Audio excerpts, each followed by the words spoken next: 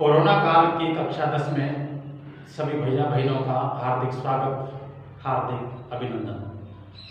Video की श्रृंखला में आज हम पढ़ते हैं अव्यय भाव समास में यथा अव्यय। यथा अव्यय के बारे में जानेंगे। यथा अव्यय का प्रयोग अनतिक्रम में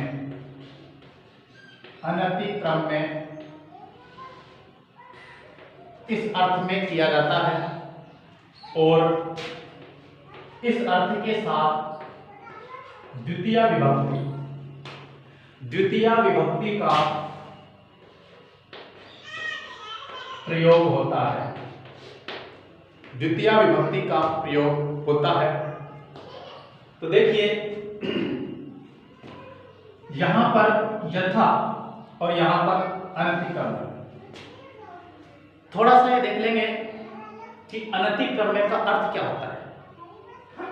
एक होता है अतिक्रम में और एक होता है अनतिक्रम में।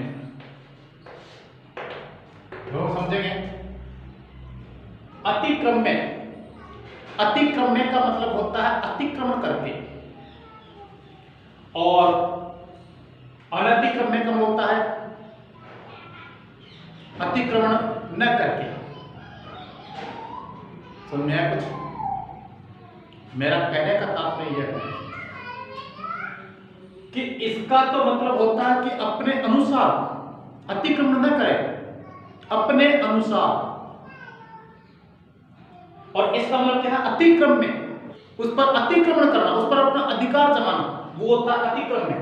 और अनतिक्रम का होता है अपने अनुसार, अपने अनुसार। अनतिक्रम में, न अतिक्रम में, न अतिक्रम में, इति अतिक्रम में, अर्थात अपने अनुसार। उदाहरण के रूप में समझिए, एक बालक है, वह बालक 5 किलो के पत्थर को उठा सकता है।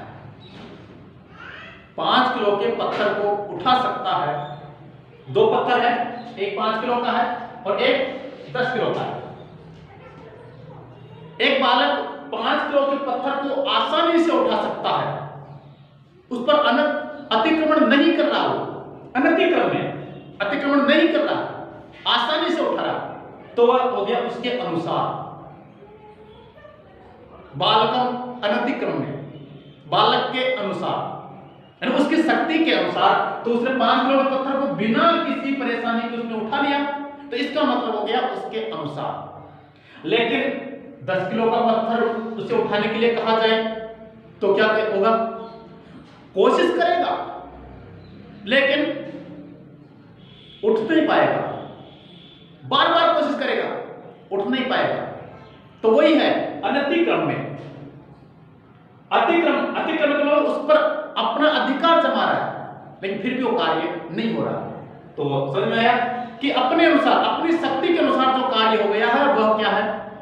अनतिक्रम में। और जब अपनी शक्ति के अनुसार जो कार्य नहीं हुआ अतिक्रम में, वह हुआ अतिक्रम में। तो उदाहरण के रूप में समझेंगे। देखिए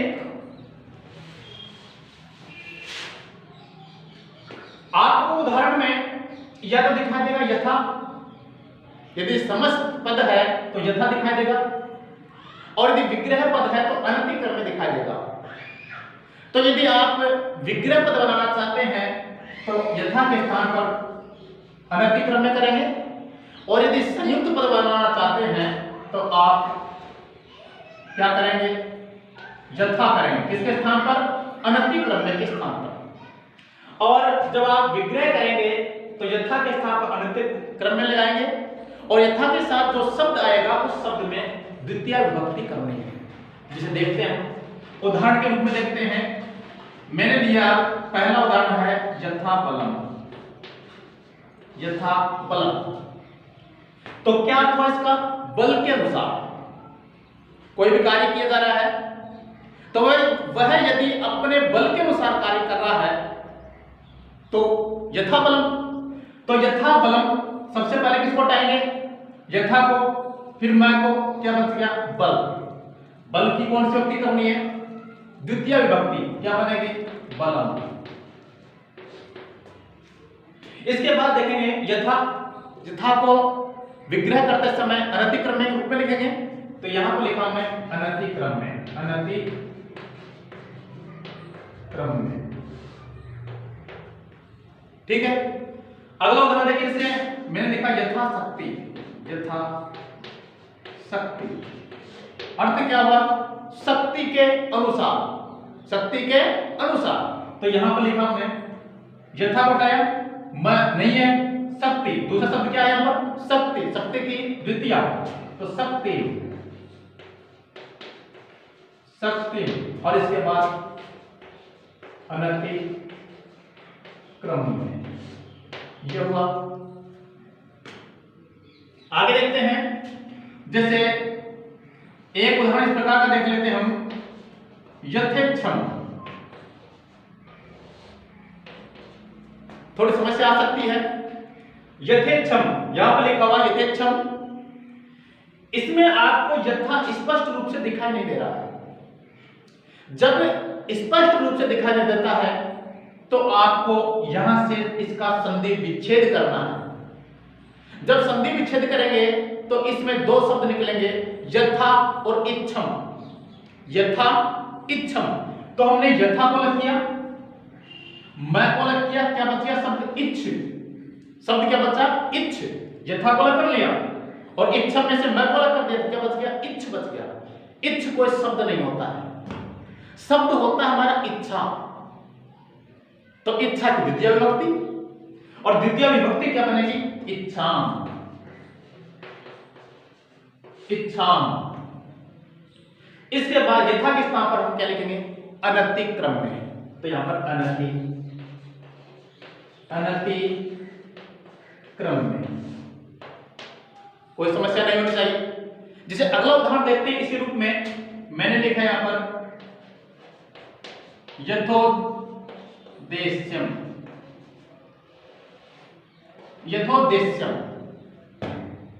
देखिए यहां पर भी ऐसा हमको इसमें दिखाई नहीं दे रहा कि यहां पर यथा है, यहां पर है यथो, ओ आ रहा है। गुण संधि में ओ होता है उ के स्थान पर, तो इस ओ के स्थान पर उ रख करके दूसरा शब्द देख लीजिए। यदि दूसरा शब्द बनता है तो इसका मतलब यहां पर यथा है। यथा प्लस उद्देश्यम। यथा प्लस क्या हो गया? उद्देश्यम। तो यथा को हमने अलग किया, मैं को अलग किया, क्या बच गया? उद्देश्य। और उद्देश्य की कौन सी लिखनी है? द्वितीय विभक्ति। तो क्या बनेगा? उद्देश्यम।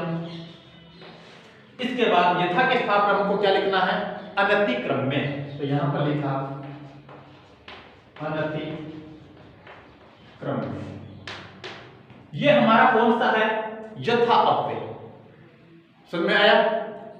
यदि हमको वापस बनाना है, यानी समझिए यह आपका संयुक्त पद है। संयुक्त पद यदि एग्जाम में आता है तो आपको इस प्रकार से उसका विग्रह कर देना, समास विग्रह। और यदि समास विग्रह आ जाता है तो उसको संयुक्त पद बनाना। तो देखिए कैसे बनेगा? जो दूसरा शब्द होता है उसको पहले लिखते हैं, जो पहला होता है उसको दूसरे नंबर पर लिखते हैं। तो दूसरा शब्द क्या है यहाँ पर? अनतिक्रम में। अनतिक्रम में को जब हम समस्त पद बनाते हैं तो अनतिक्रम में के स्थान पर क्या करते हैं? यथा। इसलिए यथा कर दीजिए। इसके बाद देखिए यहां पर क्या है? बलम। मूल शब्द क्या है इसका? बल। तो यहां पर यथा और बल, यथा बल हो गया। अब क्या लिखना हमको? अ है अंत में, इसलिए अम जोड़ देना है। तो यहां पर क्या होगा? अम बन जाएगा क्या? यथा बलम। यथा बलम इस प्रकार बनेगा। जैसे सप्तम अनतिक्रम में, ये हमारे आ गया सप्तम अनतिक्रम में क्या होगा? अनतिक्रम में स्थान पर यथा, और सप्तम का मूल शब्द शक्ति। तो यहां पर शक्ति, बस इतना ही रूप बनेगा यथा शक्ति। क्योंकि अंत में छोटा ई आ रहा है इसलिए बदला नहीं जाएगा। बड़ा होता तो हम उसको हटाकर अम कर देते, लेकिन नहीं, इसमें नहीं करेंगे। तो यहां पर देखिए इच्छा अनतिक्रम में, अनतिक्रम में किस स्थान पर क्या आएगा? यथा। यथा। इसके पश्चात क्या है? इच्छाम। इच्छाम का मूल शब्द क्या है? इच्छ, इच्छा। क्या है मूल शब्द? इच्छा। ये होगा यथा इच्छा। आरंत में अम कर देना है तो यहां पर क्या बन जाएगा? इच्छम।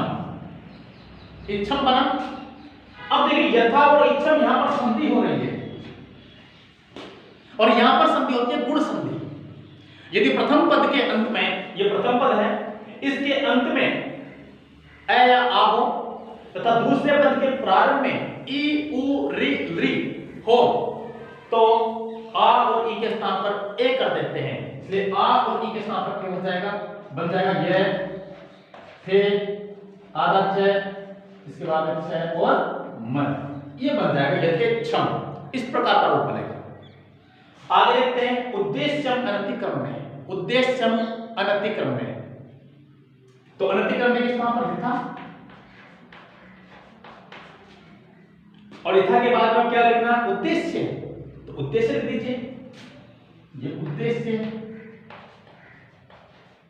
उद्देश्य अंत में अ आ रहा है इसलिए अम कर रहे हैं तो यहां पर उद्देश्यम हो गया।